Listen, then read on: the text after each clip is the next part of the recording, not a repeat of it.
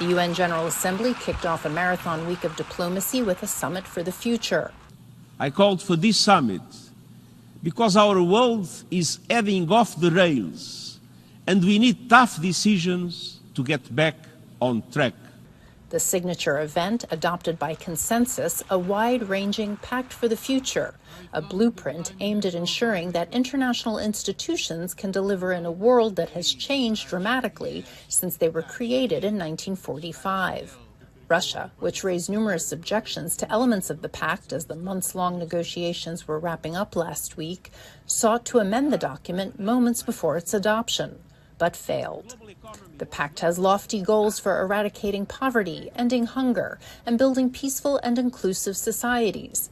It also seeks to bridge the digital divide.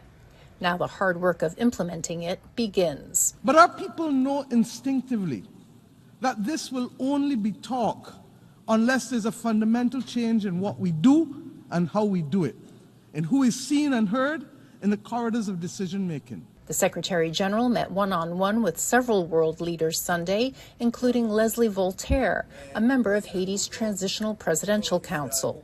They discussed the need to ensure an elected government is in place by February 2026, as agreed by Haitian stakeholders, and to work together to boost international support for addressing gang violence and the dire humanitarian situation. The wars in Gaza, Ukraine, and Sudan will be center stage this week. Millions of people have been displaced or made refugees from just these three conflicts, and humanitarian efforts to assist them are under strain. Humanitarians are not stretchable forever.